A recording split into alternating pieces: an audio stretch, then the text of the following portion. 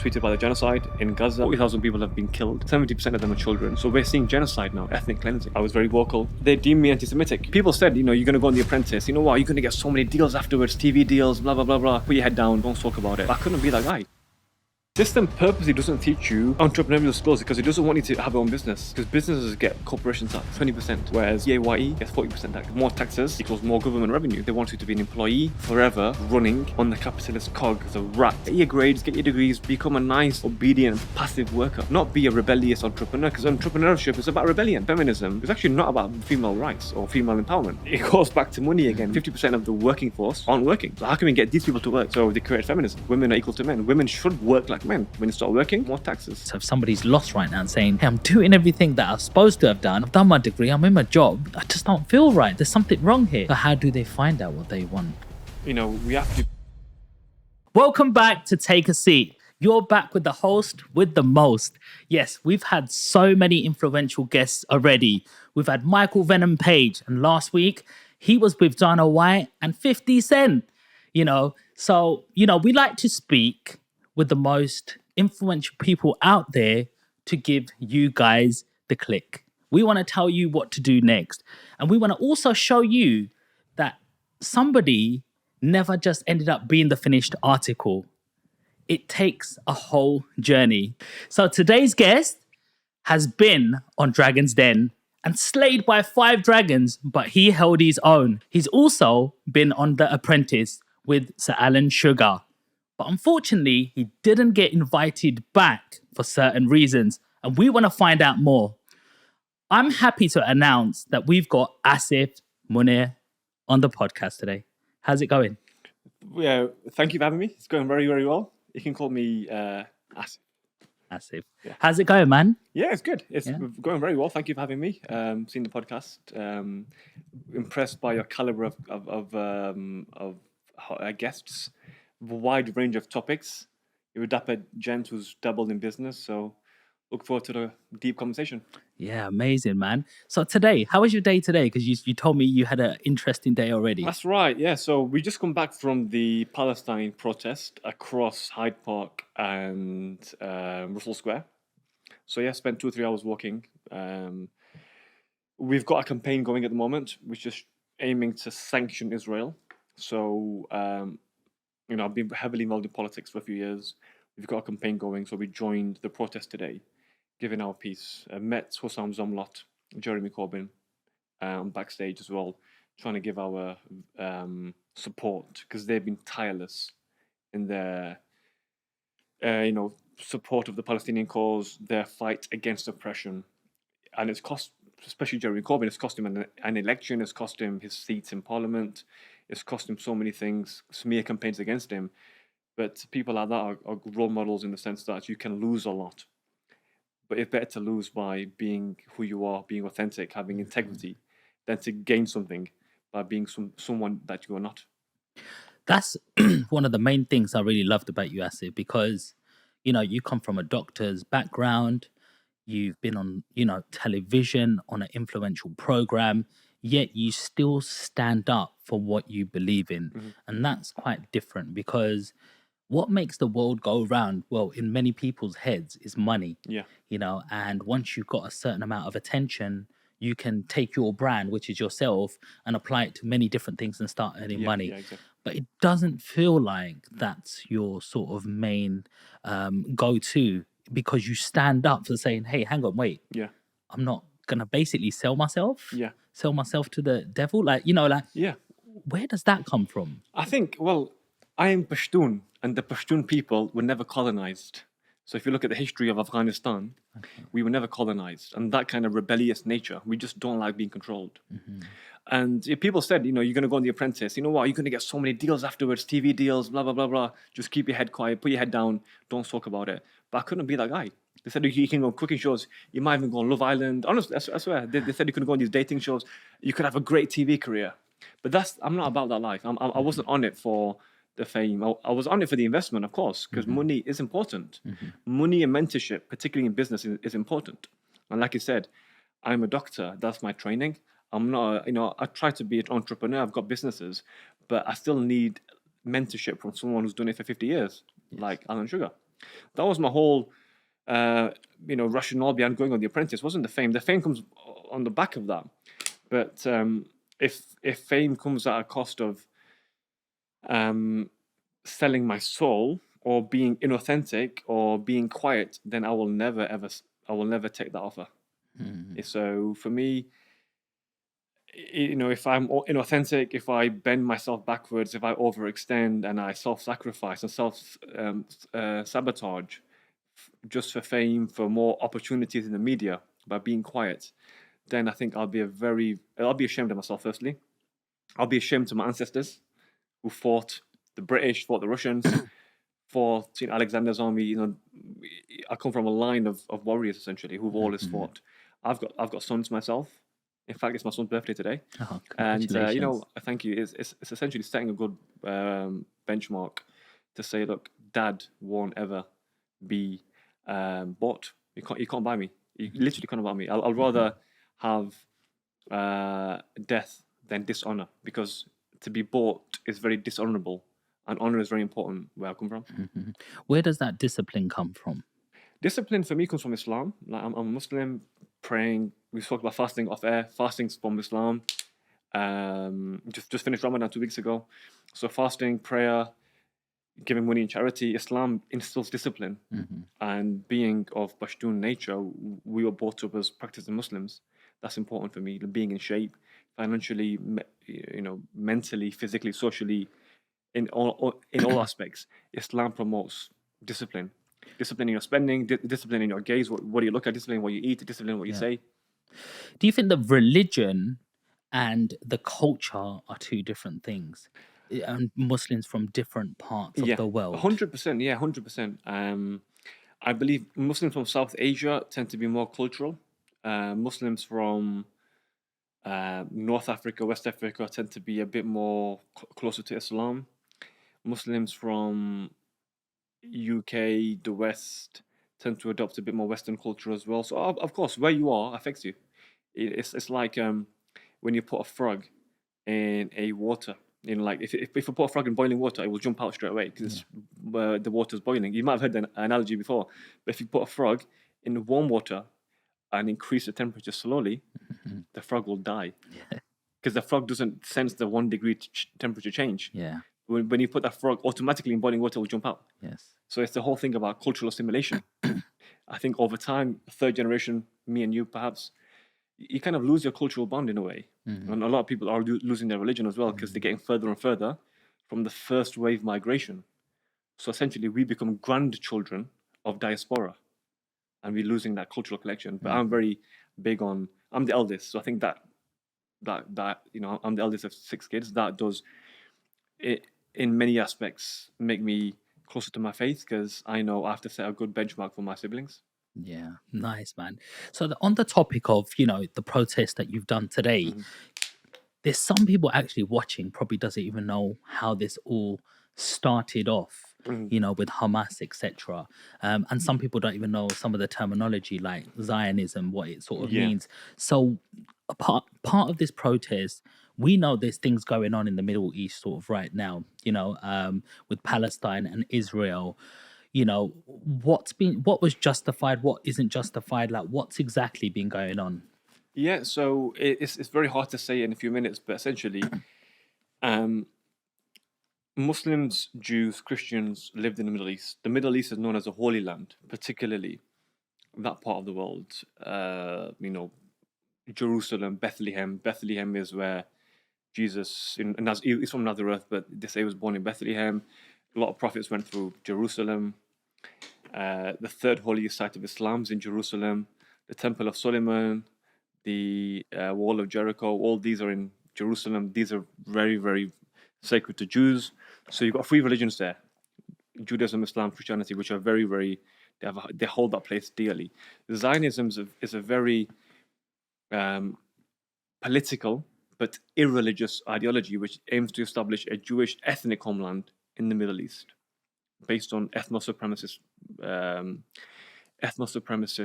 boundaries. The way it treats Palestinians is as second-class citizens, even those who are Jewish. So there's actually a reasonably large population of Ethiopian Jews and Yemeni Jews that aren't white, but they're treated as second-class citizens in Israel because it's essentially a European fascist project founded by Theodor Herzl in the late 1890s. So, 130 years ago. The Balfour Declaration at the beginning of the 1900s, signed by Arthur Balfour through the commissioning of Lord Rothschild, gave the Jews a homeland in the Middle East. But in fact, most Orthodox Jews state that this is in direct opposition to Judaism. So Zionism is based on ethno-supremacist lines. It's a political ideology. Just like, British nationalism or Hindu nationalism or ISIS, for instance. These are hijacking of a faith based on supremacy. And that causes a lot of rift and causes a lot of subjugation of other religions. I've heard that Palestine used to be a lot bigger, Yes. and slowly, Israel has been taking Exactly, over. yeah. So it's annexed a lot of the land. So if you look at Palestine, it was in between Jordan and Egypt, a huge land.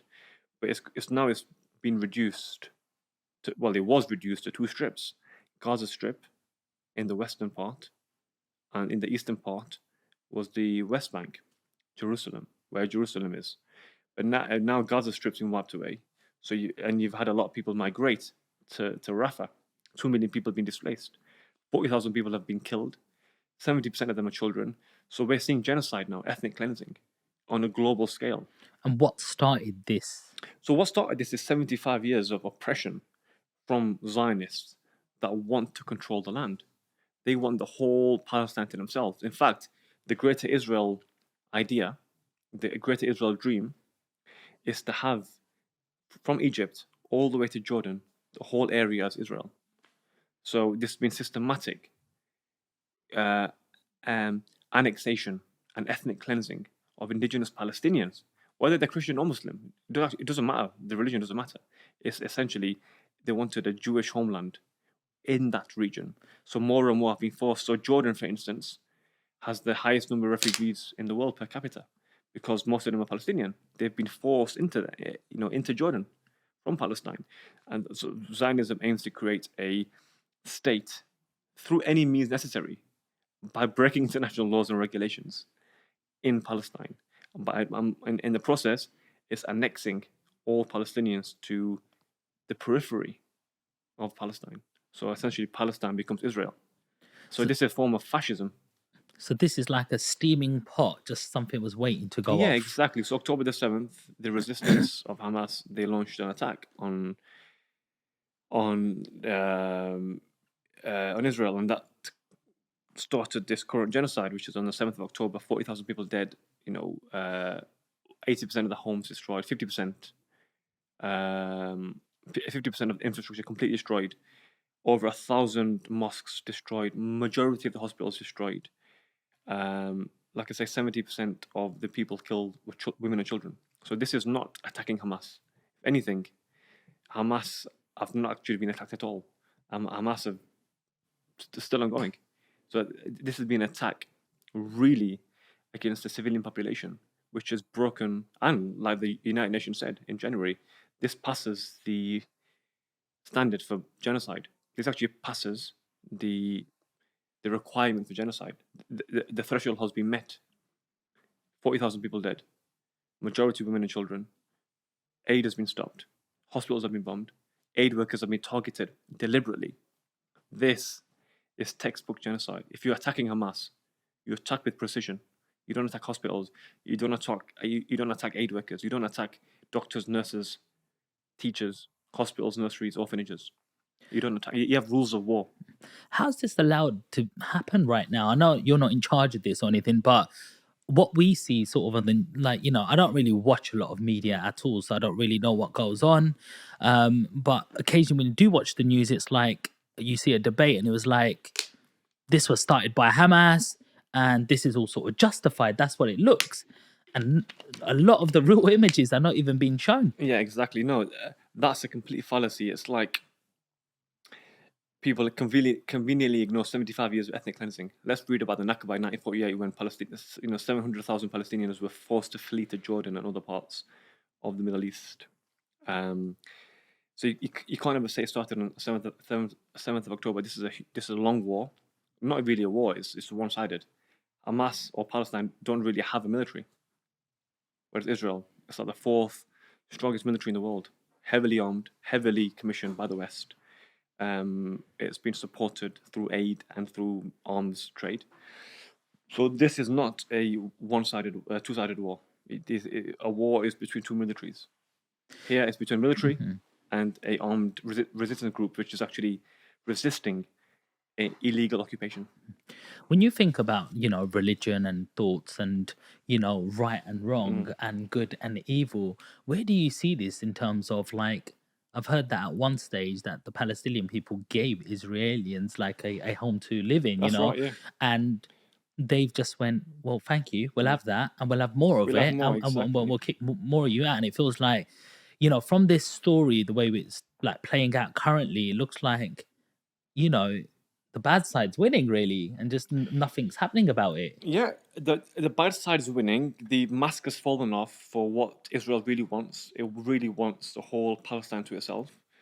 And process like today, even 6 months later, 200 days have passed since the genocide started. Protests are getting more and more.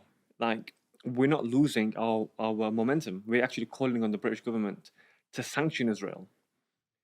Previously, a war's happened, and aggressions happened from Israel, and people have lost momentum after a few weeks. And this is what Israel wants to happen. They want you to speak about it, but then stop so they can continue their genocide. This time, we've not stopped speaking about it. It's something that's been ongoing. It's something which will never really lose momentum until the whole Zionist project is disbanded. Because essentially, it is a project. It is a Western-backed colonial settler project in the Middle East. It's an experiment to see if we can bring back Jewish people to the indigenous homeland. And when I say Jewish people, I mean these guys are mainly from Russia, Poland, Belarus, Ukraine. These are Central and Eastern European people who don't have any Jewish ancestry, but based on flimsy ideological grounds, they are Zionists who want to reclaim the land as their own. I've heard this sort of terminology that Jewish people run the world.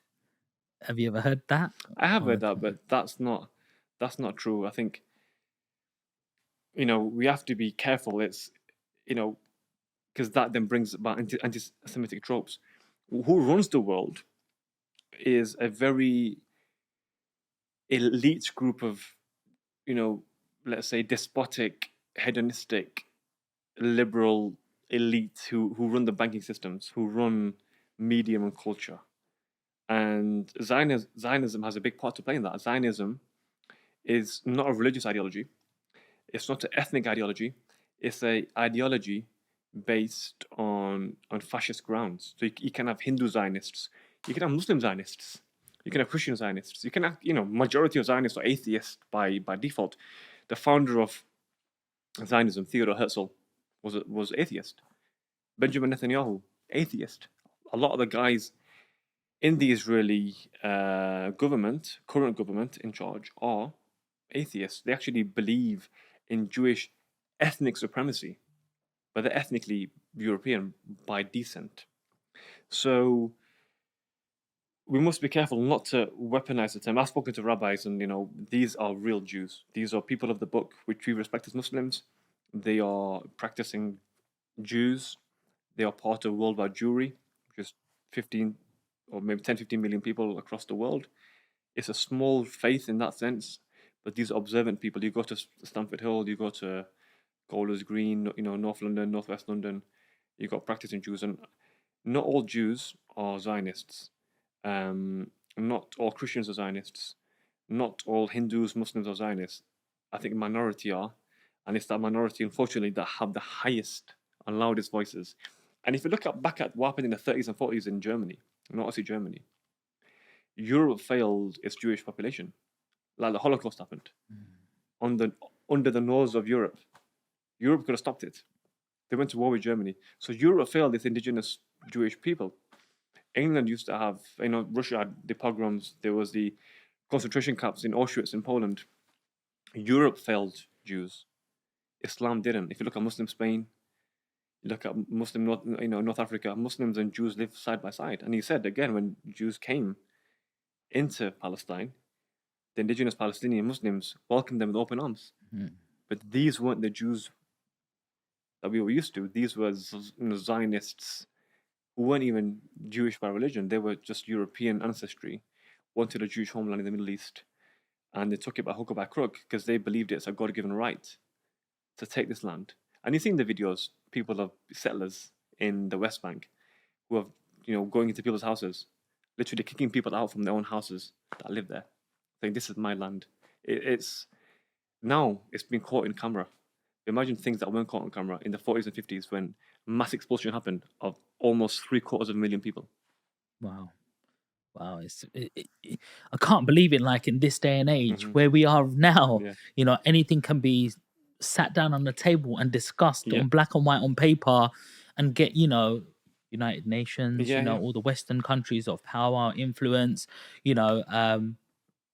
why it can't just be spoken about. Because at the same time there's so much infrastructure that's being broken as well. At the same time that takes decades to rebuild and back, and this world has so many issues and problems as it is. Populations growing, there's so much agriculture that needs to be built for populations and everything, and yet there's this still happening in the world. Exactly. So it's the main thing which has been happening for many decades, and it's something which won't really get solved. Do you think? Sorry, bro. Do you think we're in some sort of like matrix at the moment? Because so many things that I see in front of me, it just feels like things just keep coming back. Like certain things I see, it's like, hey, that was nearly 100 years ago, and it's coming back. Like even music. Same songs will come out from nearly 89 years ago. Fashion, like flared, and then you get skinny jeans, and then they come back. I don't know, these like retro jackets that come that are leather and fur. And I remember my cousins wearing it when I was a little kid, and that was 30 years ago. Now they're back in fashion, like them baseball ones. It's like, hey, is someone orchestrating, like, this is what we're going to bring. We'll have these models, these influencers. These are working for us at the highest. As soon as we get them to wear it, everybody will copy and wear. It feels like you're in something. It's like a psyop. It's almost like people have got you on strings, and it's a good book called 1984. I forgot the author now. Famous British author. I forgot the name, but it's called 1984.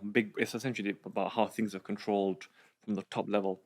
So you've got the government, then you've got the deep state. The deep state is the elites that pull the strings in the government. And do you watch Black Mirror? No. It's about that kind of stuff. Okay. How government controls, espionage kind of works. But you're right, things come in patterns and waves. And like you look at a very good book, again, another book is called Tipping Point. I read a lot. Oh yeah, I've read that one. Tipping Point. Malcolm Gladwell talks about how trends start and how they come back again, and they come back again. So everything has a cycle. But it's the same as Zionism. Everything has a cycle. All empires come and go. Yeah. Empires come and they go. They fall and they come. But when you look at, it looks like something's been lost in history as well. When you look at the pyramids, and Joe Rogan speaks on his podcast that the amount of time it takes to carve out the stones that's used to making one pyramid is like, it will take hundreds of years just to do that, and to move these stones, etc. So the only explanation is there was some sort of ice age that wiped out a certain amount of technology and human knowledge, that we had a superior race than us right now. Like, do you have any thoughts about that? Because you look like your history, your books and things like that. So I was reading yesterday or the day before, they've discovered some pyramids that the Mayans, the Mayan civilization was an ancient. So you had the Aztecs in Mexico. You had the Mayans in Central America, like modern day Honduras, El Salvador. And then you had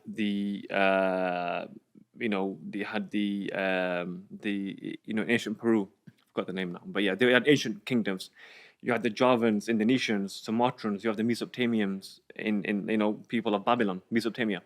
You have the Egyptians. So these civilizations have one thing in common: pyramids. All civilizations have one thing in common. They all knew about the flood. So the pyramid all talks about the flood. Because pyramid is the only structure which is immune from a flood. It's a pyramid, right? So the water won't ever rise to the top of the pyramid. So how can a random island in Borneo, in Indonesia, have the same carved drawings in caves as a random jungle in the Andes mountain range in Chile? But they've all got the same drawings. They've all got the same pyramids. So that shows there were some events that are universal. Whether it was an ice age, we as Muslims and Christians and Jews, we believe in Noah's flood. There was a flood that wiped away everything. This is why ancient civilizations talk about a great flood and a wise man. All civilizations do, by the way. So we believe that's Noah. Secondly, Joe Rogan, I know he believes in aliens and stuff like that. As Muslims, we don't discount that, but we don't also, God says in the Quran, Rabbil Alameen, I am the Lord of all creation. So we don't discount the fact that there may be life forms out there, okay? But we do believe in a life form which exists amongst us. They may even be in the room. They're called jinns. Jinn is we're made from clay and dirt. They're made from smokeless fire. Like Satan himself is a jinn. Jinn, I don't know, the word genie comes from jinn. Genie comes from jinn. And jinns are supernatural, metaphysical. We can't see them. Sometimes they emulate humans and other animals, but they are super strong. They were in the kingdom of Solomon.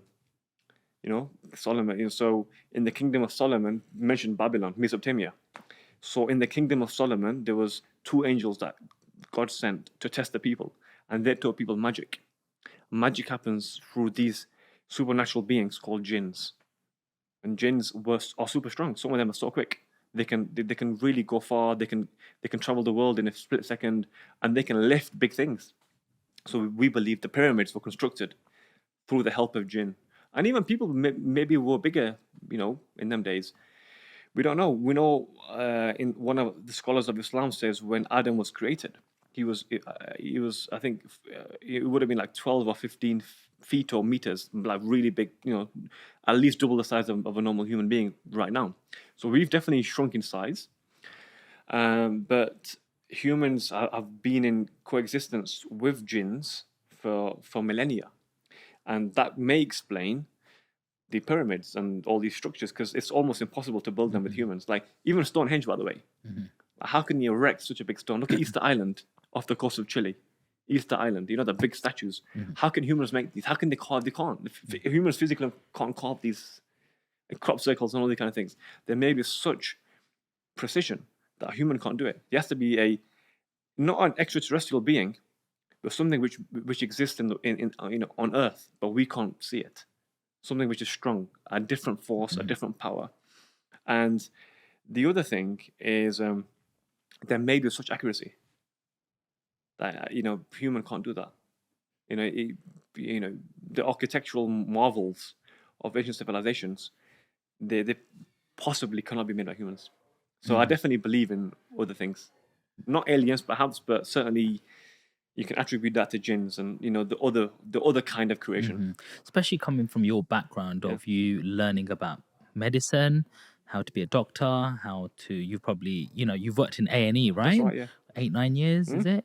A long time. So you've seen human life in front of you, maybe distress situations, not so good situations. But knowing all of this, and holistically, you do think there's something else. 100%. Like, I've seen things which are not human. Like in my own life, I've seen things which are just not human experiences. I've seen people which I think he doesn't look like he's got a soul. Maybe he's a jinn. And we believe in this, by the way. As Muslims, we believe in jinns. Wow. So jinn is, you've got 3 levels of creation. You've got humans. We're made from clay. Hydrocarbon, that is clay. That's what we are. We're matter. And you've got angels, which are made from light. We can't see angels. They're big and scary as well, but they're huge. Sometimes they can come in human form, but we can't see angels. And jinns, we can't see them. But again, sometimes they can take human form. They can take form of objects and animals. And these are beyond our realm of understanding and beyond our sensory kind of limits. It's just like dogs can hear things we can't hear. Yeah. A mole can see things we can't see. Because their light perceptions much more advanced. Mm-hmm.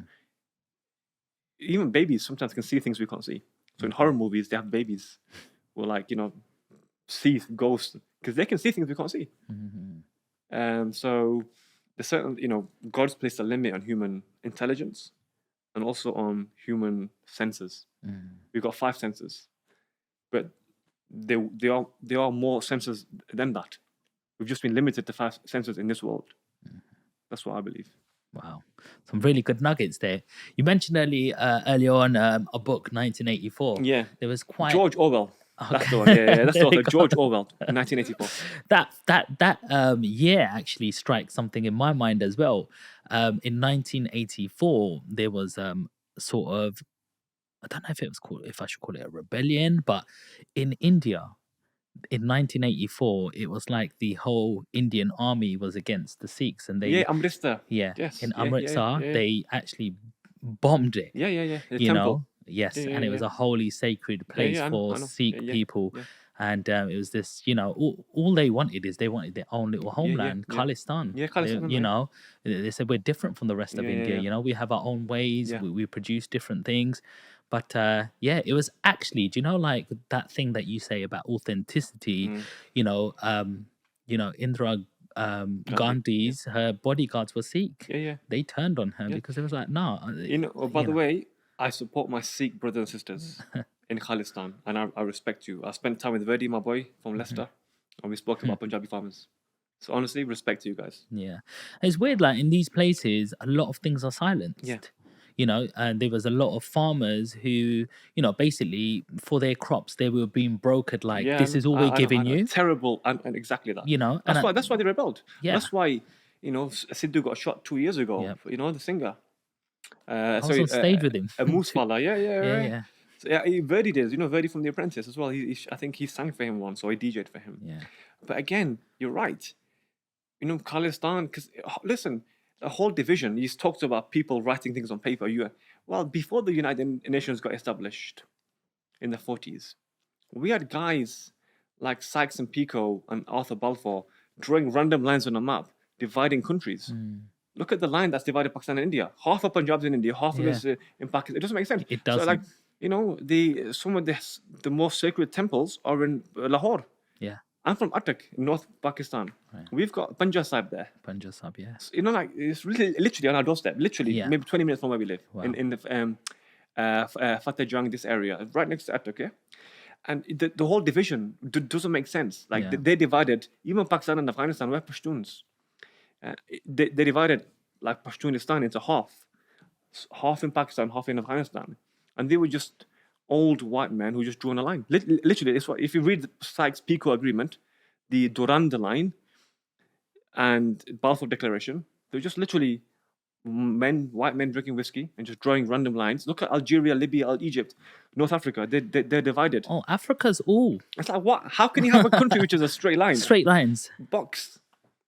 It's crazy, and it's crazy like how things like, governments are there supposed to help us, to distribute fairly, to get a message out. But sometimes it feels like they're against us. Yes, and they go, we're telling you guys what to do and how to live. Exactly. And you're not going to get out of this box now.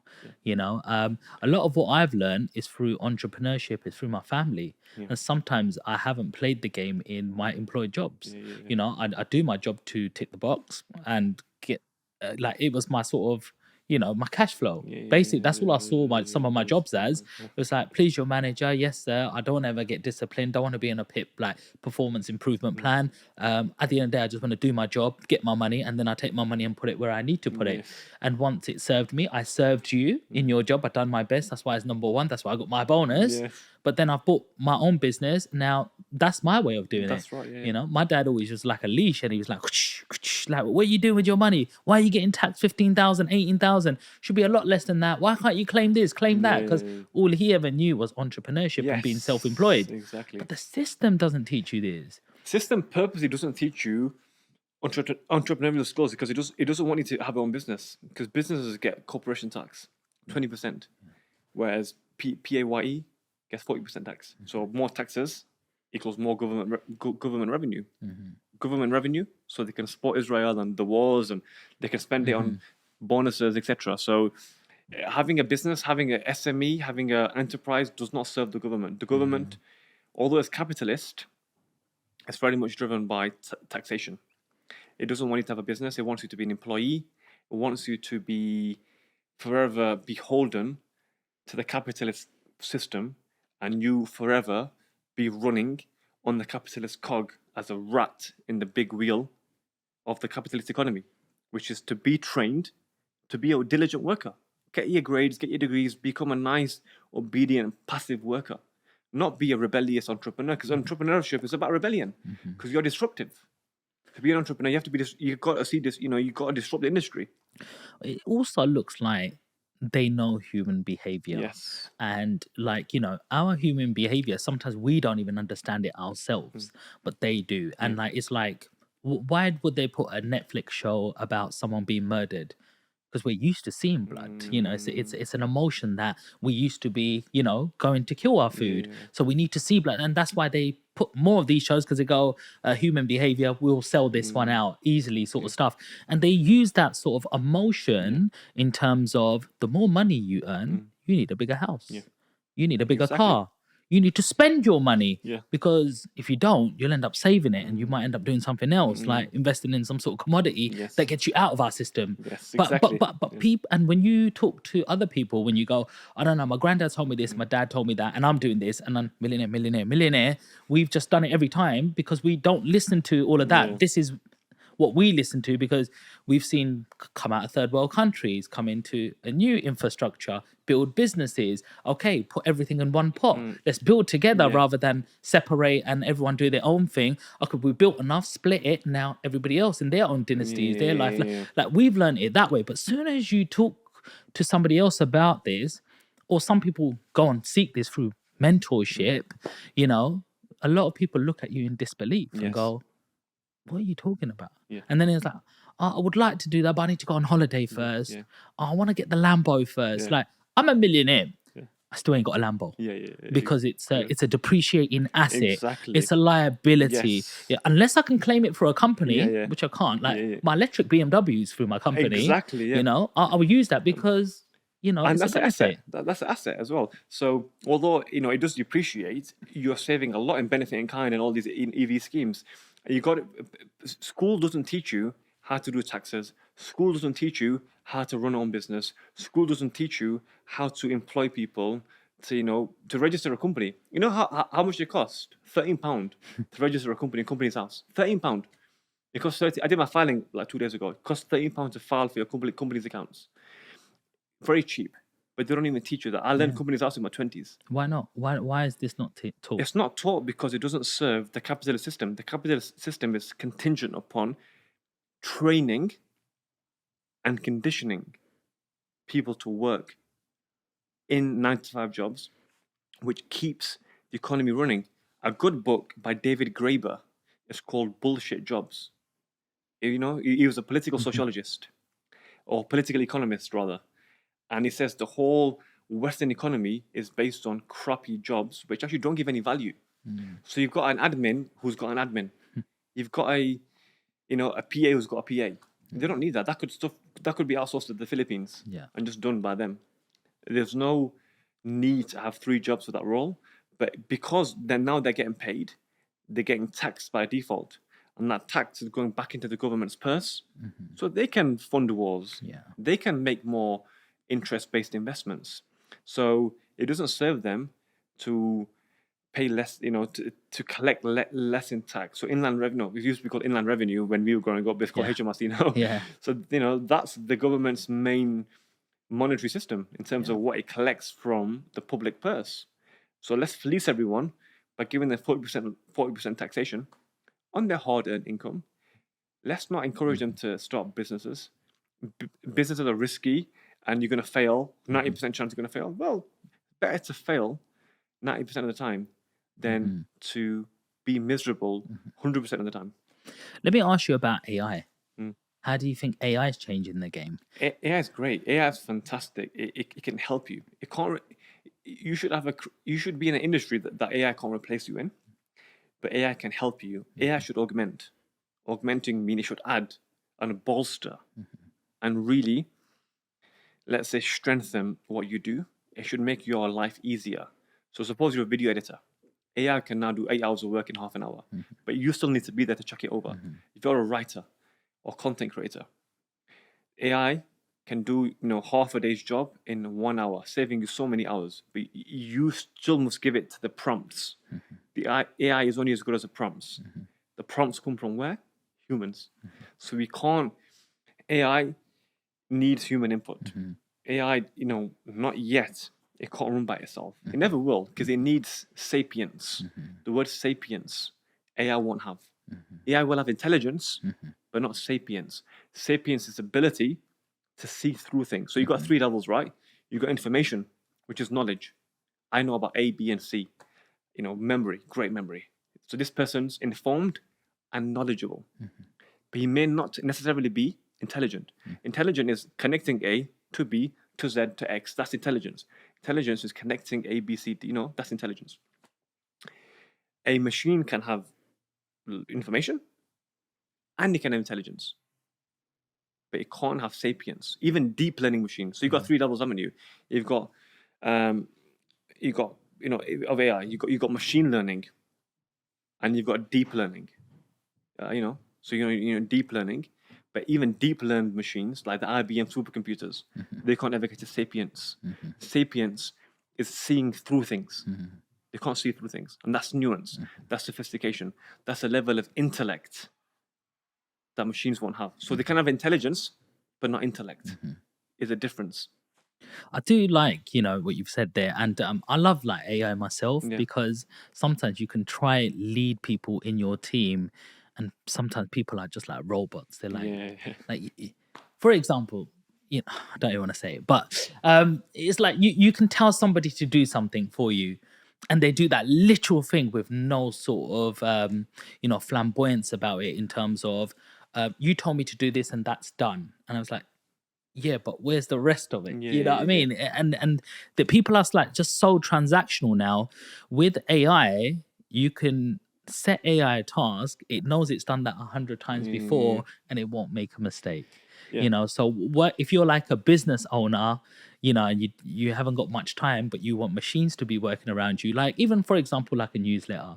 You can just use your Wix app and you go, please write me a newsletter for my followers about the Bank of England base rate, and it's just all done there. Exactly. Like, okay, and you just add a little bit, like, I've got a new video out. Also, go and check out, here's the link. Send to 300-400 subscribers on your list, is done. But trying to tell somebody else that, it's like, what shall I write about? What about the Bank of England? Because that's your topic. Where shall I look at this article? AI will just go and pick that out for you. And the word for that is agency. AI, through prompts, through pattern recognition, has got now agency. Have you seen the movie iRobot? Yes. 20 years ago. But them RDR rates were great. But not R rates, they were concept cars, weren't they? Yeah. Amazing cars. So again, that's the danger, isn't it? A very good book by Muhammad Godat called talks about AI and how AI can have a mind of its own. I don't think we'll ever get to that level, because for me, as a Muslim who understands life and death, who's seen life and death, literally seen life and death, AI won't ever have a soul. Machines won't ever have a soul. And it's the soul which gives you morality. And it's morality what gives you sapience. You have to have that morality. AI won't ever have the soul. So just like animals don't have a soul, animals, like, you could get a horse or a cattle and they could graze very good for you, better than a lawnmower can. But it won't ever have, you won't ever know what's good and bad. It doesn't have, it can recognize patterns, yes. So I know AI can be, it's even used in medicine. And it's better than some doctors, by the way. AI can diagnose retinal diseases, which are diseases at the back of the eye, better than some doctors. But it can't make the decisions about treatment like doctors can, because it still needs that human input. Are men and women different? 100%. They're different in every way. I've seen men and women as a doctor, like physically, biochemically, in every single way, anatomically, so different. That's just one thing, though. But also psychologically, we think differently. We behave differently. We have different logic centers, different emotional centers, different regulatory centers. So of course we're different in many, many ways. But it feels like in the Western world that men and women are competing for the same thing. Yeah. They want you're working, I'm working also, I'm bringing food home, like etc.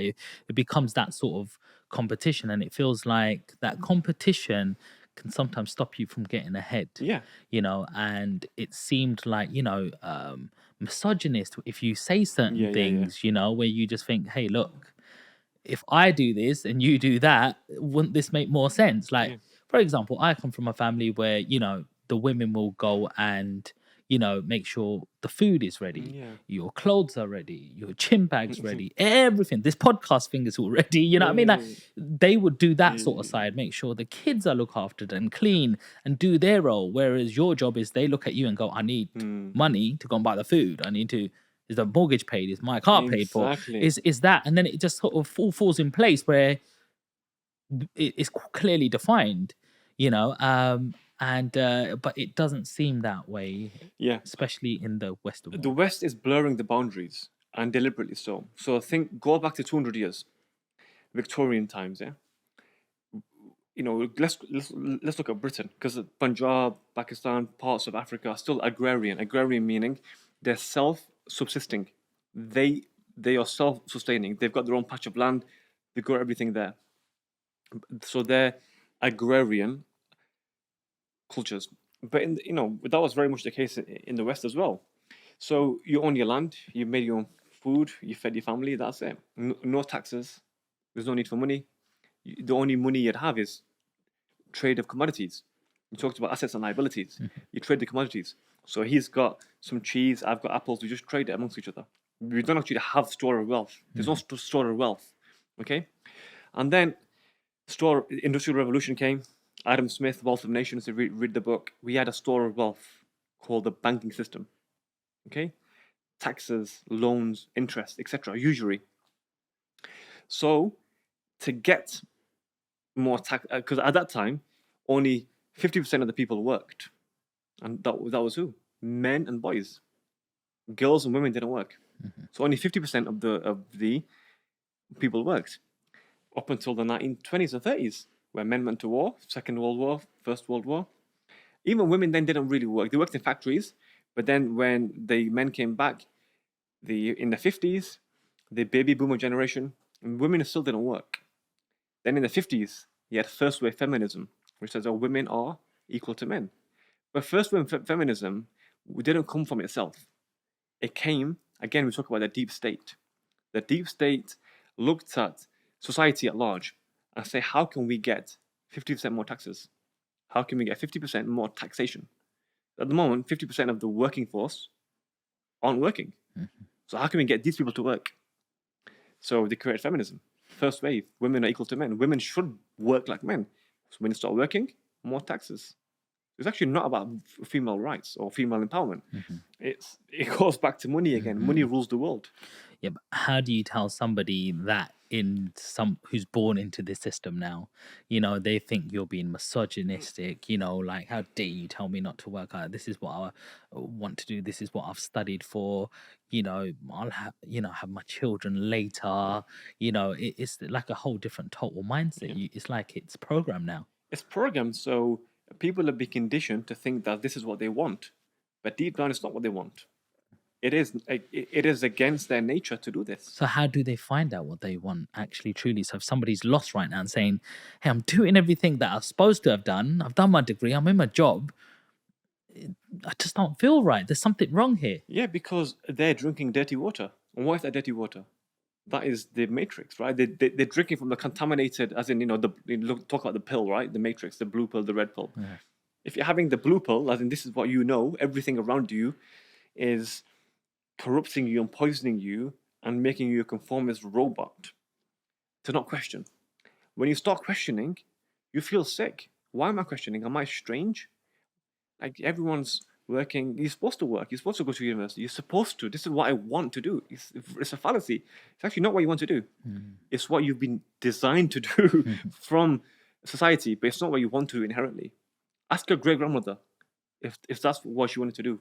Get a master's degree, work 9 to 5, become a corporate lady, and climb the career ladder. This is not me being misogynistic. It's just me stating the facts.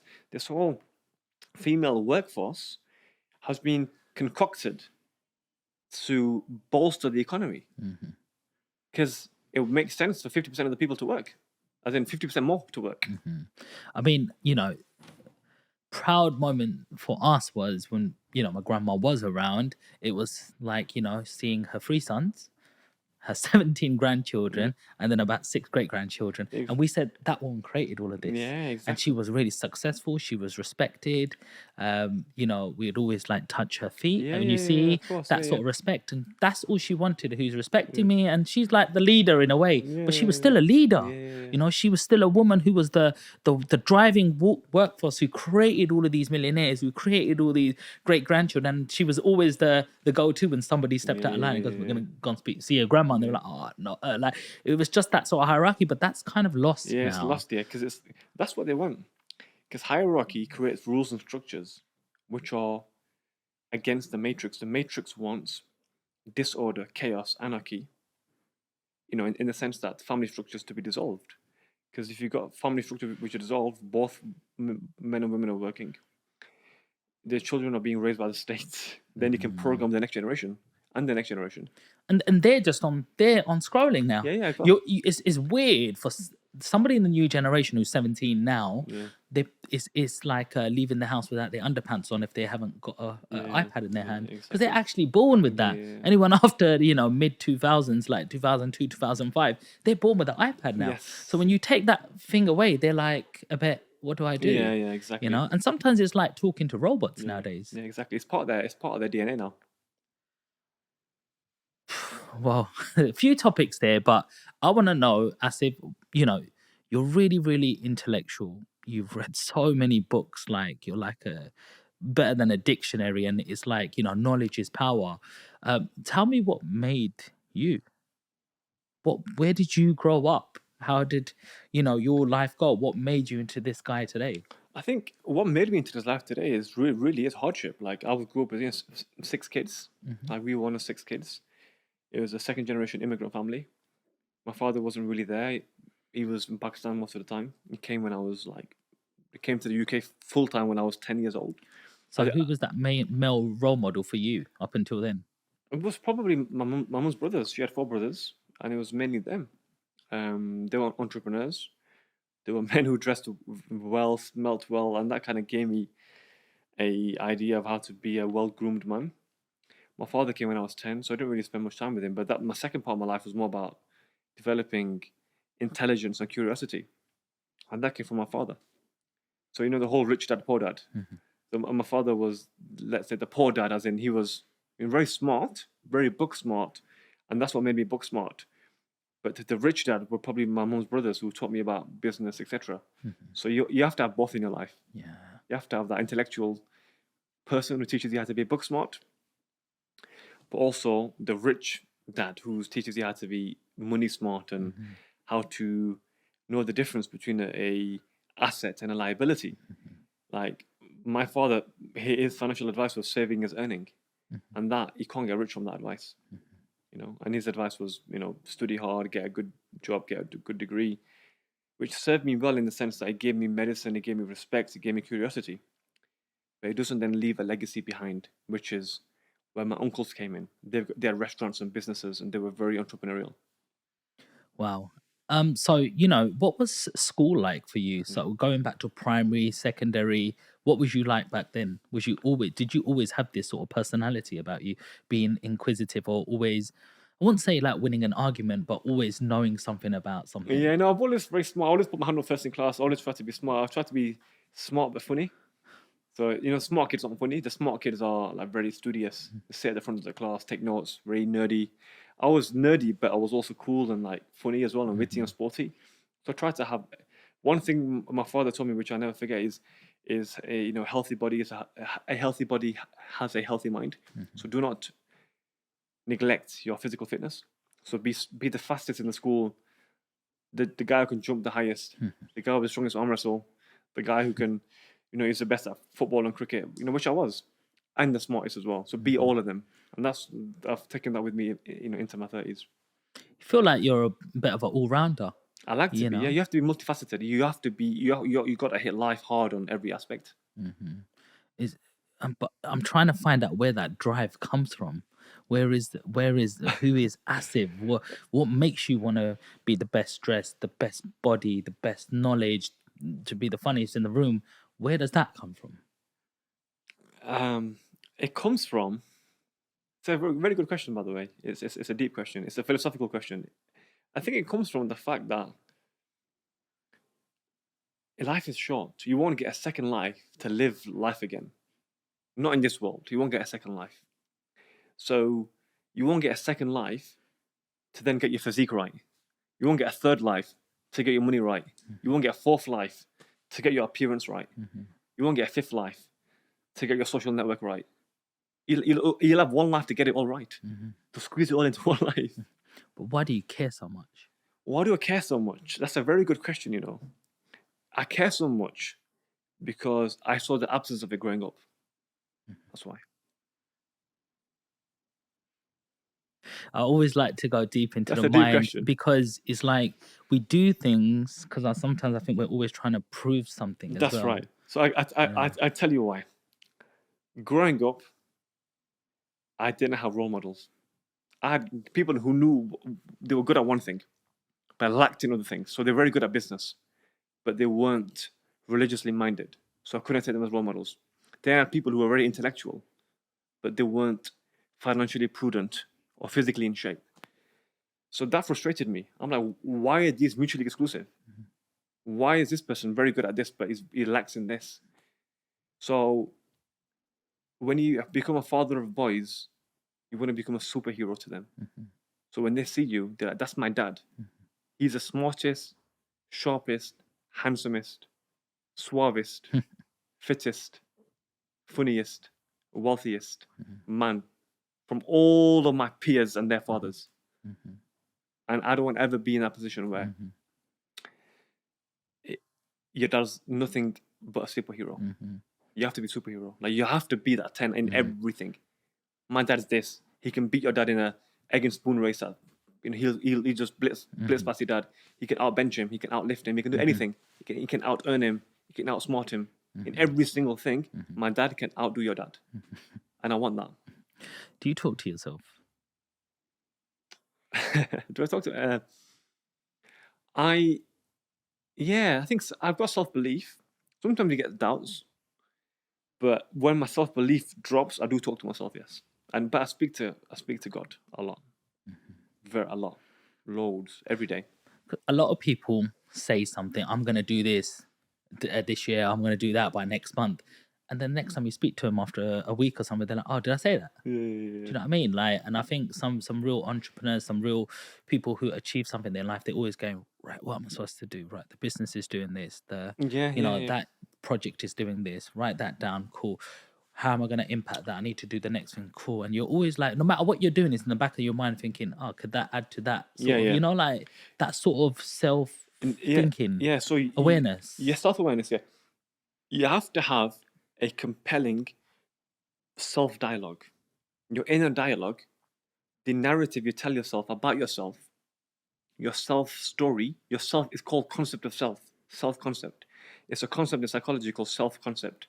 Has to be unshakable. It's only unshakable when you've got someone behind you. And I always believe I've got God behind me. He's on my side. He wants me to win. He wants me to impact millions of people.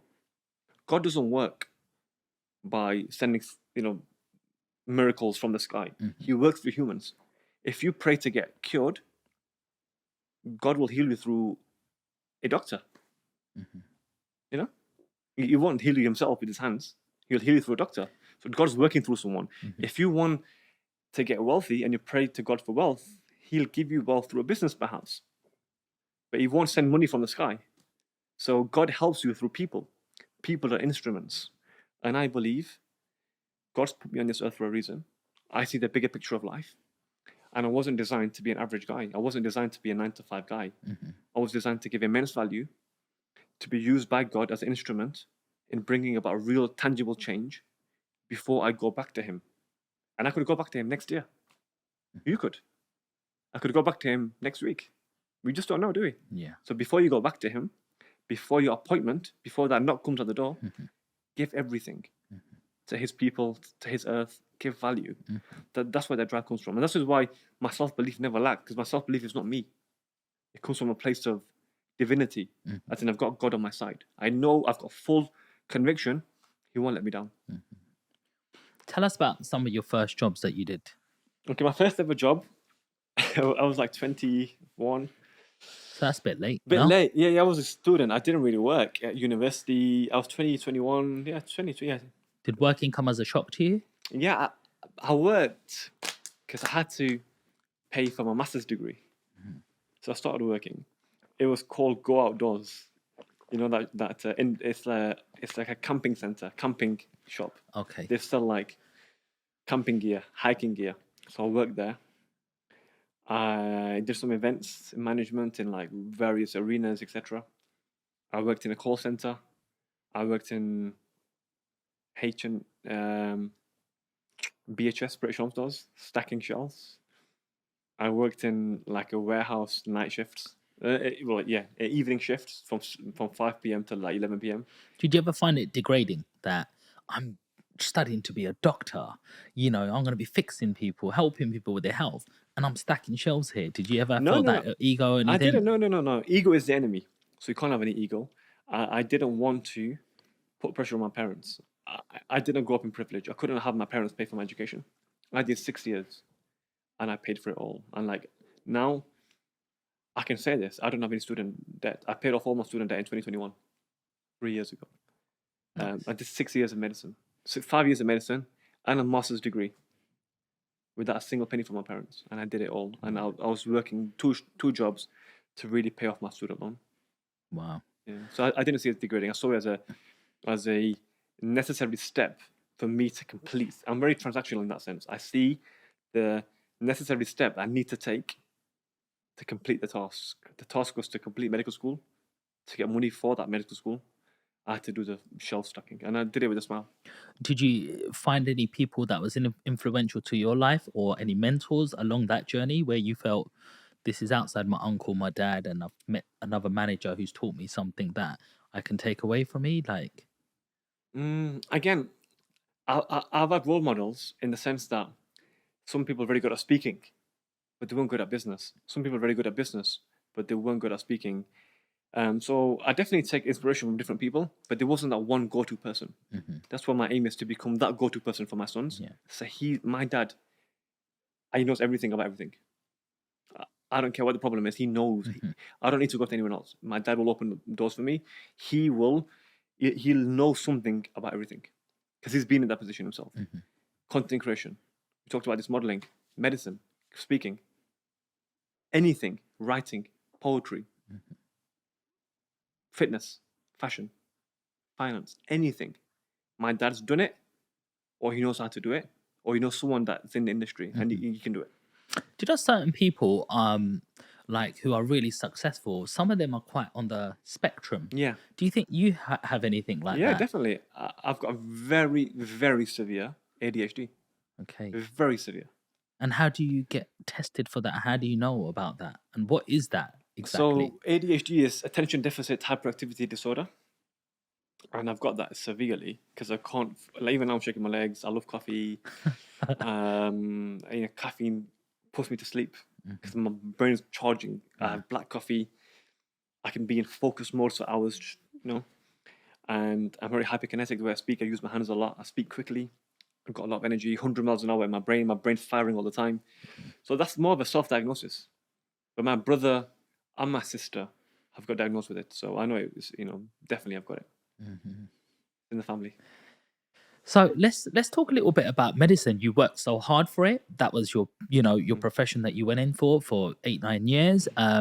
Tell us more about, how is the NHS designed, and what do you think about Western medicine as opposed to like back in in the Eastern world, you get people like Hakims and people who fix you differently. Here's one, like, for example. Over 10 years ago, I was 26. I think I was doing a bit of boxing. I must have done something in my back. All of a sudden, I'm walking differently. I didn't really notice it. Got worse and worse. And complain to a doctor, here's some ibuprofen, you get fine, constipated as hell. Felt like the first time I needed the NHS, They failed you. they failed me. Like it was like, no, you're gonna cost us money if we do any sort of referral. Like we've got a system. You basically got to come in dying before we. And I literally went to my doctor and I went, look, can you give me in writing that I don't need this scan, and then I'll walk out. And then she wrote something on the computer to go, no, I'm going to give you the scan, the MRI. Anyway, they done the MRI. They found that it wasn't the problem on this side. It was problem on this side. One of my discs had come out, which moved my spine this way. And it's on a sciatica nerve, which was the pain down the leg and everything, squeezing me like hell. And they were like, okay, we'll do some physio. We've done that. It didn't really help me. And then they go, we've got one option. We'll just cut the disc out. And in my head, I'm like, there's no way anyone's going to be touching my back. Like, I could be paralyzed. I know how important them cushion discs are. Yeah. I'm in the gym every day. Like, nah. I went to see Shabir next to Whips Cross Hospital. He's around the corner, had a surgery in his house. His son done the England cricket team. And he goes, oh yeah, L something, blah, blah, blah. He knew the exact same one. Put this vibrating gun on me. Bit of oil. There you go. And bang! Head hit the ceiling. I started crying. Goes, don't worry, I've seen big men cry. It's fine. Took my leg over my head. Crack. This. And Fixed you. first time in 6 months, I jumped off the table with no electric shock up my back. I went back to him a couple of more times and he goes, it's nothing more left. Your back's just overcompensated with your muscles. You now have to see a sports massage. And I was fixed. And so I was like, hey, hang on. This is the first time I questioned.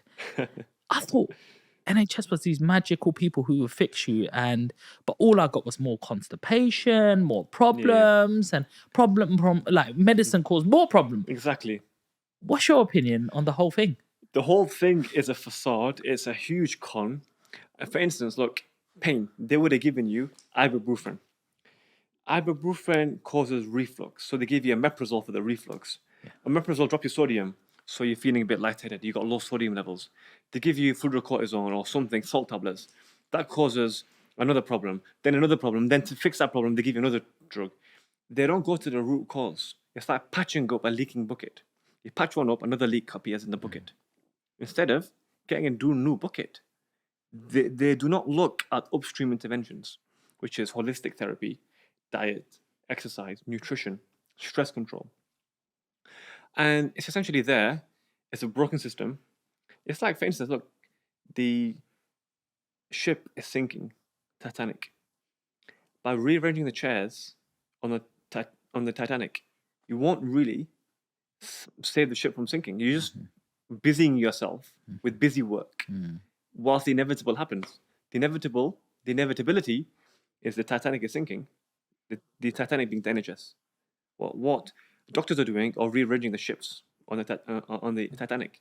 We're still going to sink. You understand? So it doesn't do anything to circumvent the sinking of the NHS. The NHS is an £80 billion industry, which is a hemorrhaging loss because the whole system is messed up. It's 10-minute appointments for lifestyle problems. How can you fix a 35-year-old problem in 10 minutes? You need at least half an hour. You need, consultations about lifestyle, your diet, your stress, what's bringing you.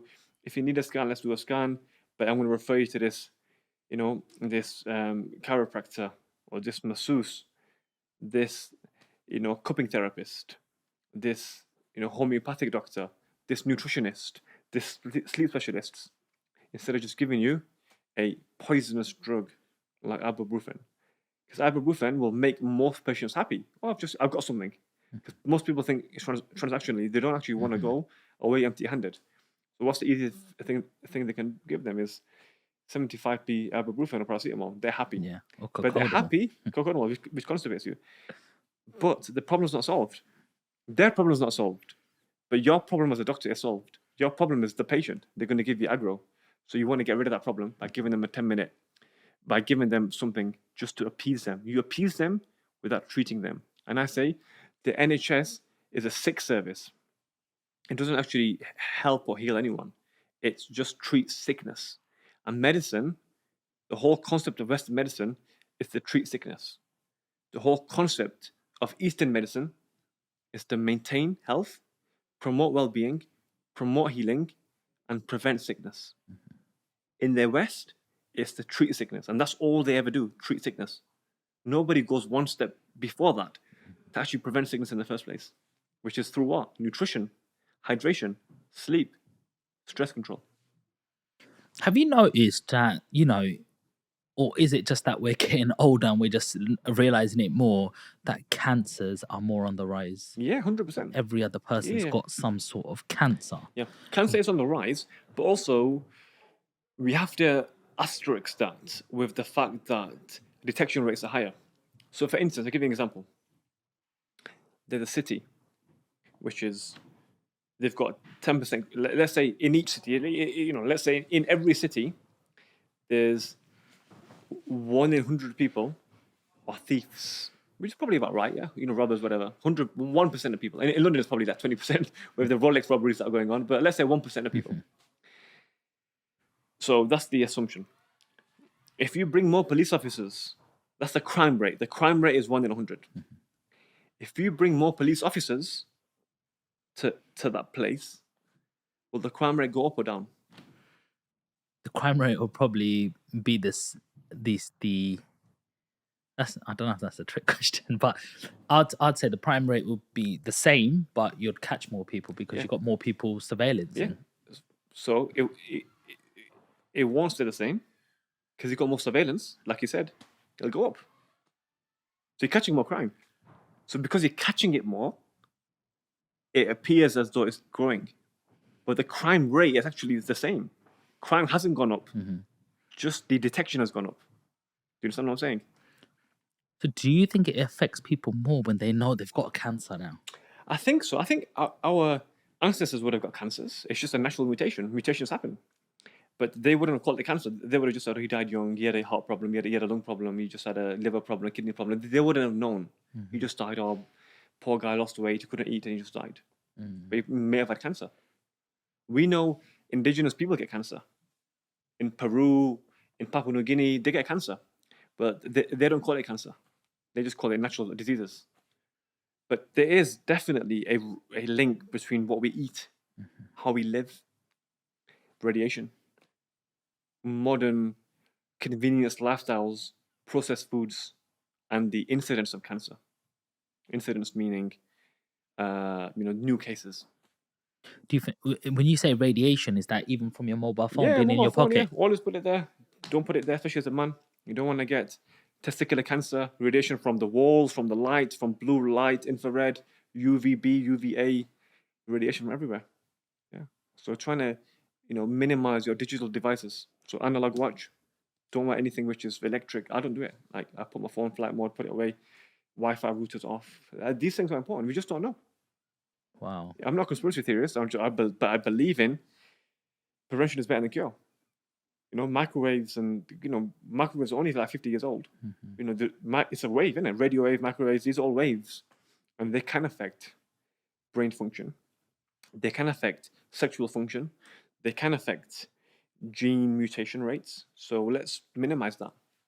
Because in Chernobyl, Ukraine, in 1989, the nuclear spillage, there's animals there that have mutated. There's actually an article, I think last week or the week before, there's random species of wolf that have been created from this fusion, the nuclear emissions. Wow. Yeah. Mutated how? Yeah, seriously. There's actually, if you type it in, it wasn't a subreddit forum. It's actually a genuine news article about this, saying they found species of, I think, worms or something, I'm not sure, or maybe bigger animals that are just really, they've just mutated.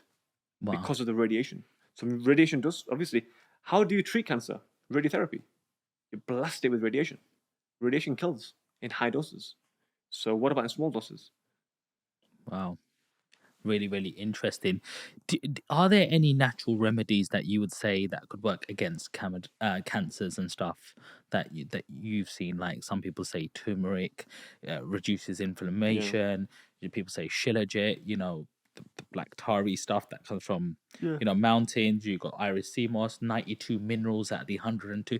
Do you think all of these things like sort of work? Is there a remedy that you think that you should be having this like every morning to make sure that your body's functioning good or fine Yeah. or anything? The problem is we're using we're trying to treat Western diseases with Eastern medicine.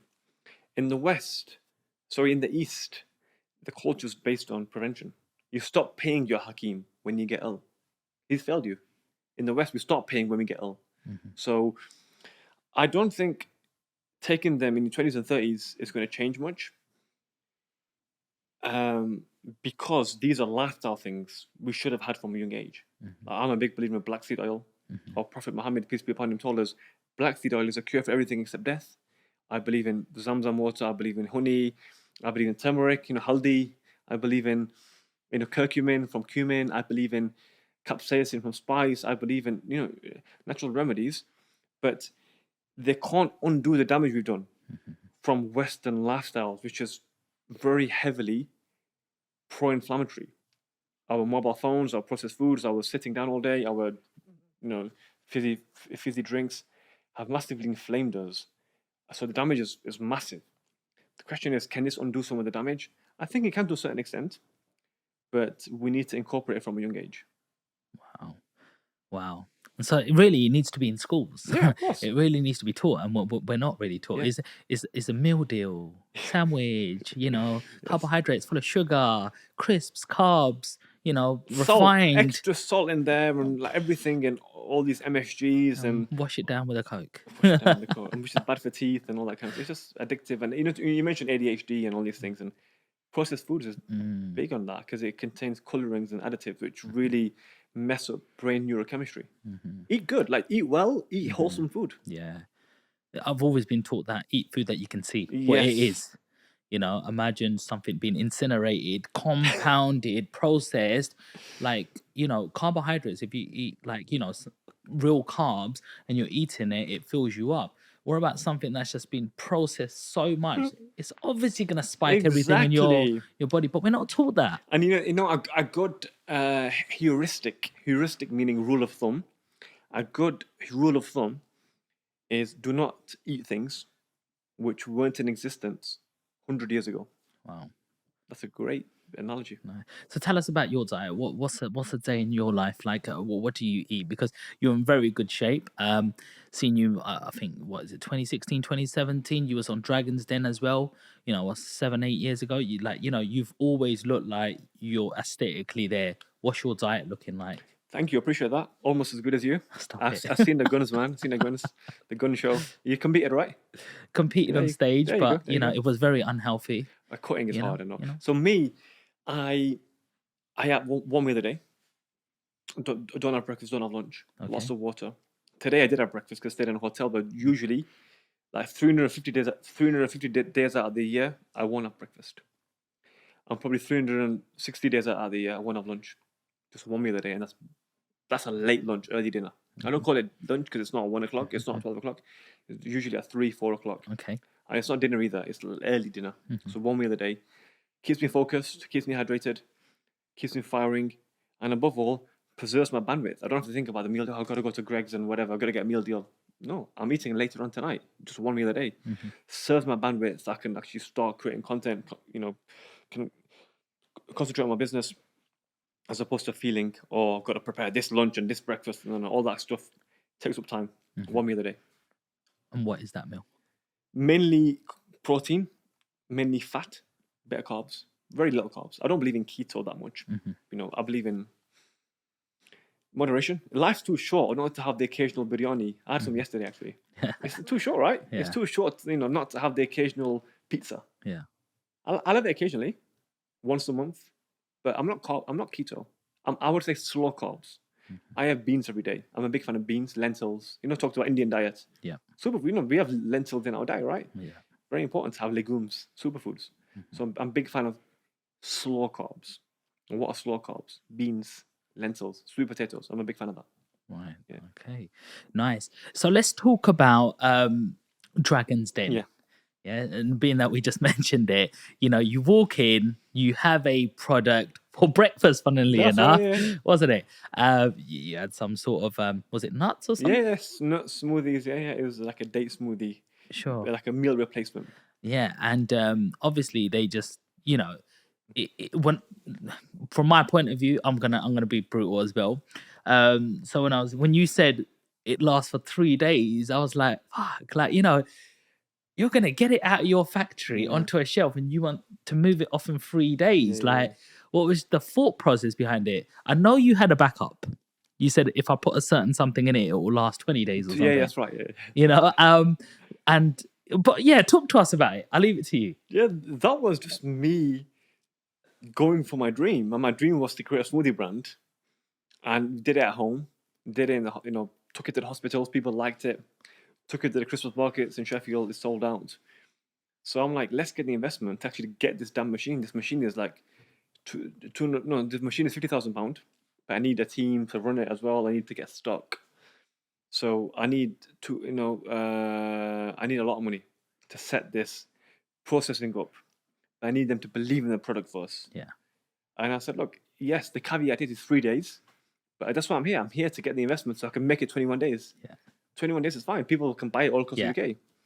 Because the problem I was getting is people were ordering it from the UK, like London. I was living in Sheffield, ordering it from Essex, from all these Norwich and all these places. And by the time it got to them, it was like day 3. And bro, you got to have it today. Yeah. Bro, it's gone off. Started bubbling. I'm like, yeah, I need the investment to actually make this thing last longer. Yeah. So that was for me steep learning curve, but I got some good feedback, which I took into the Apprentice with me. Yeah. Like don't have a business which is not viable to begin with. You got to have it ready to begin with.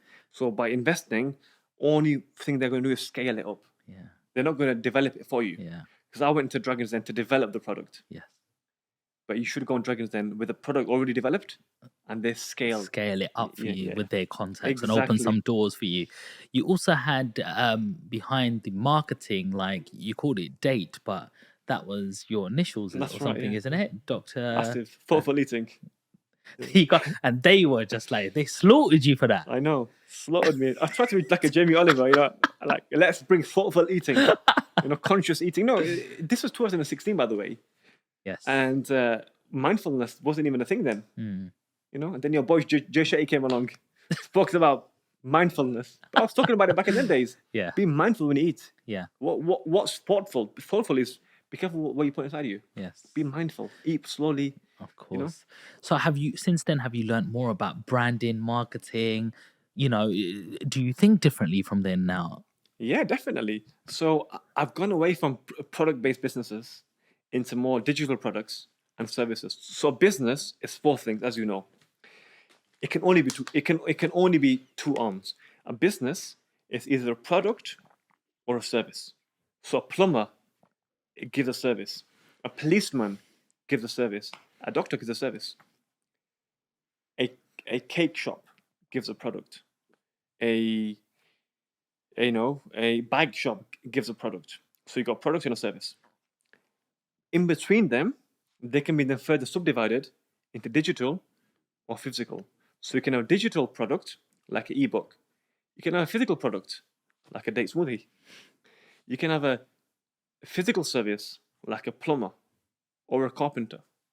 Or you can have a digital service like a web developer, an e-commerce guy, a copywriter. So essentially you've got 4 business ideas. So I've gone away from physical. Gone away from physical service, which is NHS. Gone away from physical product, which is the smoothies. So now I've gone into digital. Digital's 2 things: digital service, digital products. And that's what I'm concentrating on now. Coaching, getting men in shape, doing online consultations, retreats and conferences, social media, content creation. So my stuff now is digital, both as a product and as a service. Nice. So as you've learned all of these things, most recently you've been on The Apprentice.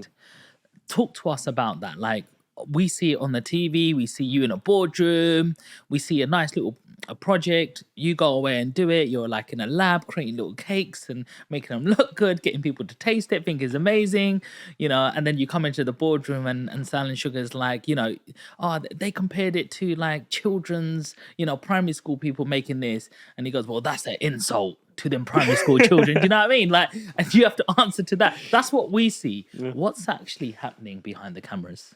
Oh, what's happening is a task takes like 2 days. Honestly, a task is 2 days. So you have the first day, day one, day two. And then the third day is the boardroom. So you have 1 hour of 1 hour of TV time in like 30 hours of filming. So it's compressed, massively reduced and edited. And you don't see the pressure we're under. We're under immense pressure to perform, to not be seen. Because again, it's that balance between being a flower on the wall, just being in the background. And yeah, sliding across, sliding, being cruising in the process, and then getting called up for it. And being too dominant, where you get called a bully. So you have to be assertive, but also not be dominant, not be a bully. So it's that balance. So you don't see that. You almost have to play a power game with yourself and other people. So you don't see that. Dragon's Den is just me against 5 dragons. Yeah. I don't have to play any politics. I just need to convince them. It's marketing. Whereas in The Apprentice, there's a lot of psychology. But, 48 Laws of Power. You read the book. It's about, power play. And a lot of that happens in the house as well, in the boardroom. Is it about how good of an entrepreneur you are, or is it how good you are on TV, how you make good television? Because I'm gonna butt in here because I did go in for an audition back in early days. I think it was 2012 or 13. I was going to the studios, and you're lined up in these big queues, and you go up, and then they line you up, and you come up, and you have to do your pitch. Got through the first round, then you get into another group, and then you go for another one, and then I didn't quite make it, but it was just for an experience. Yeah. But it was just like the guy who was like, hey, I grew up from a trailer park, single mom background, blah blah. They were like, he's in straight. It was like they love the showman. Yeah, Are you gonna make good TV? Exactly. What is it like when you're in that group? Are you looking around going, you are all entrepreneurs, man, I've got tough competition, or is it something different? No, it's not entrepreneurs at all. It's literally who makes good TV. That's what it is. It's they cost you for your bravado, for your not aggression, but your assertiveness, your confidence, and the image as well. You got to dress well, look well. They literally cost you for TV, drama, and fights and ego. How much influence does Sir Alan Sugar have? 100, he had massive influence. Sorry, not on the casting, but certainly in the boardroom. Yeah, he fires whoever he wants to fire. Okay. So the producer could like someone, but he can fire them. What's it like being in the room with a billionaire? Oh, scary, because you're face to face with him. It's scarier than the Dragon's Den. The Dragon's Den, they almost feel sorry for you because they know you're nervous. And a lot of the pictures are nervous, right? I've seen women and guys who are like a bit, nervous voice when they're speaking. Because some of them are teachers and lawyers and whatnot. They go on Dragon's Den and I've got this great idea. It's a side hustle. I want investment, and it's almost like a sob story. So we buy into them as viewers, and often the dragons buy into them. They're like, oh, bless her, single mother, or this guy who's got a health problem, for instance. You buy into the story. Yeah. They're relatable. Whereas in Apprentice, you've got 18 big-headed, egotistical people. Whether that's real or not, as in whether they're really egotistical, it's a different matter. But they have been chosen for their loud voices or their characters. They've got this peculiarity about them. They're very idiosyncratic. So they are chosen, and Alan Sugar does not. He knows you've got this big CV full of lies, and he's going to point it out. And he won't leave any stone unturned. So there's no sympathy from him. Still sharp?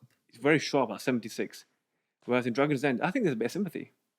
You've seen the pictures, there's sympathy. I like, even Deborah said to me, I love the idea. Whereas Alan Sugar will never say that. He will never say he loves the idea.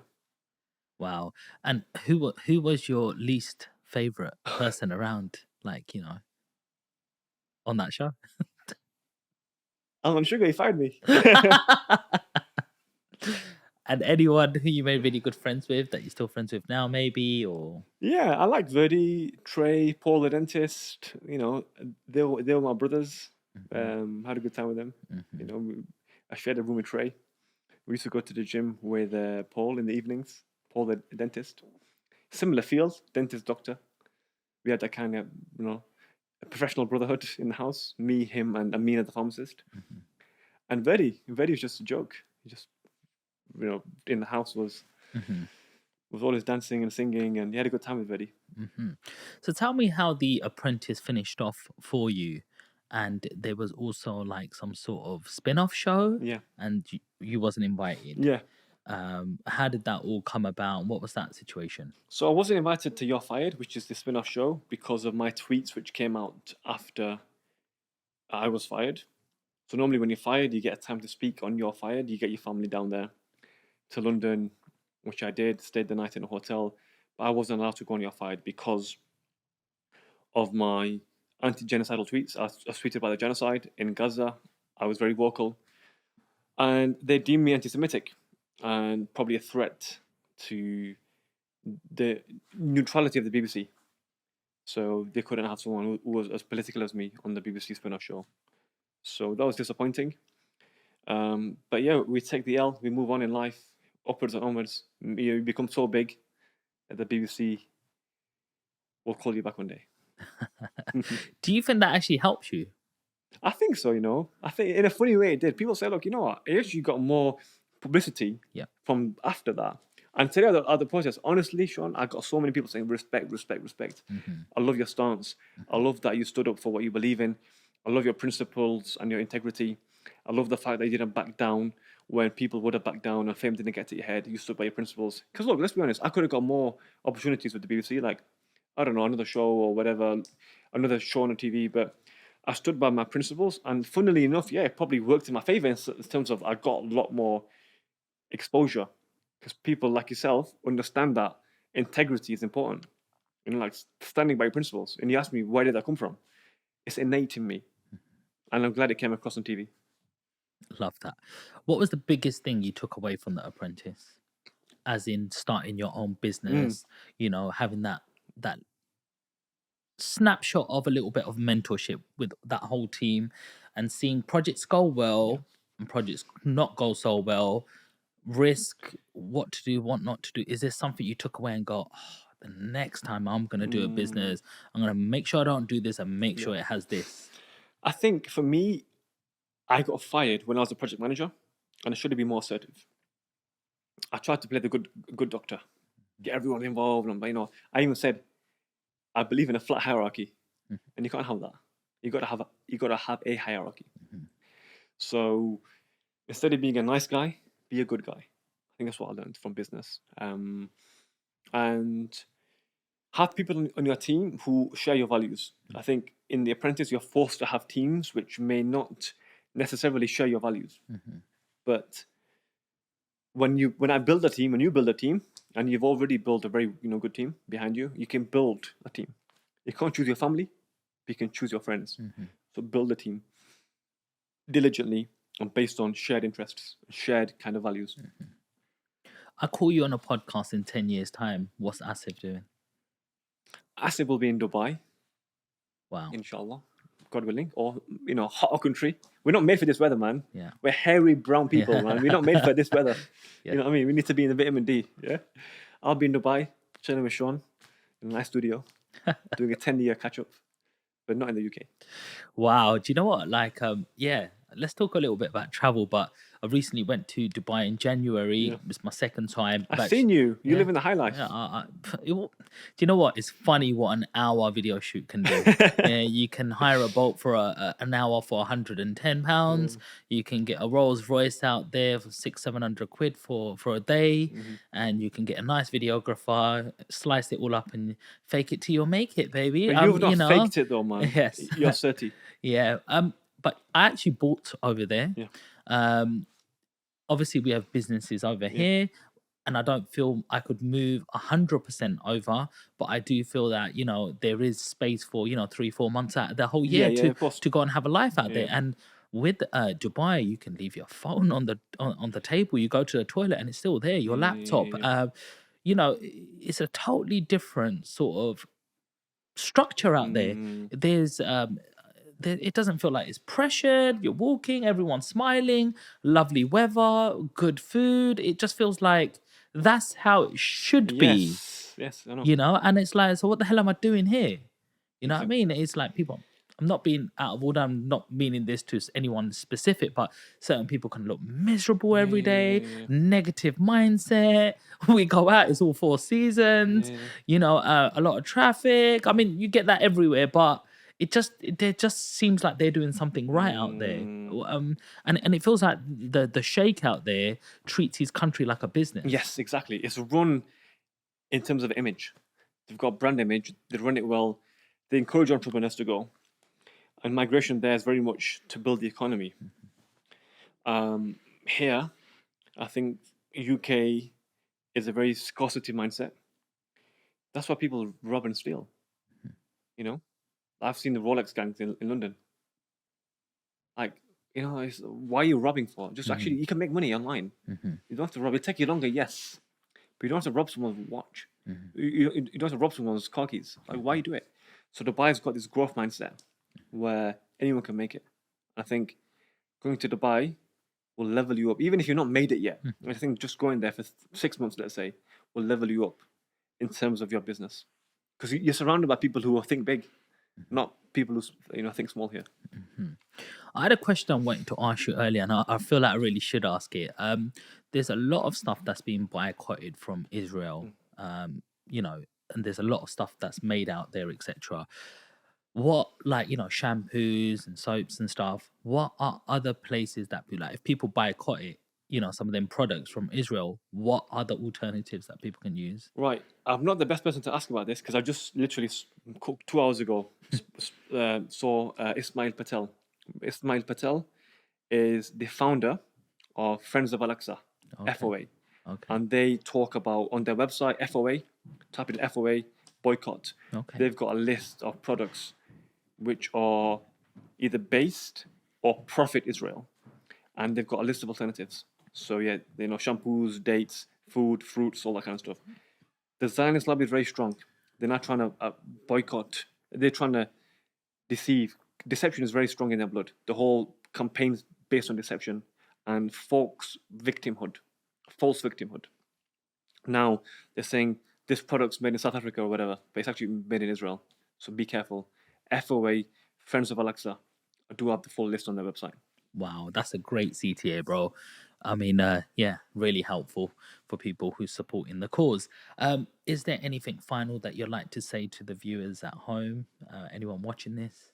Subscribe to this man's podcast. There was Jay Sean. He went to America. He skanked us. He's a real Sean right here. And you know why I said Jay Sean? Because he was a medic as well. You know that, yeah? He was a medic in a Jay Sean. He left medicine. But no, seriously, subscribe. And follow your dreams, guys. Honestly, you get one life. Follow your dreams. And tomorrow, when you say tomorrow, I'll start on Monday, that's killed more dreams than anything else. Don't ever say I'll start tomorrow. The best time to start was yesterday. The second best time to start is right now. Podcast, business, whatever, that degree, whatever you want to do, the best time to start is yesterday. The second best time is today. It's never good to start tomorrow. Amazing. And what's the best place that people can follow you? Across socials, so Dr Asif Official on Instagram, Twitter, and YouTube. Dr Asif Munaf on LinkedIn and TikTok. Also on Facebook as well, Dr Asif Munaf. So all 6 platforms you'll find me. But yeah, follow, subscribe, share, like, comment. I put content out daily, so do hit the follow button. That's amazing. And there you go, guys. Another amazing podcast. That was one of the best in-depth podcasts. We spoke about great books that you can go and read, good causes you can, follow, great tips on your health, your mindset, well-being. And I hope you really enjoyed that. So please do smash the subscribe button, leave us a comment, leave Asif a comment. I promise I'll get him to answer the question for you, and share this with somebody who really needs to hear it. So until next time, peace. Peace, guys.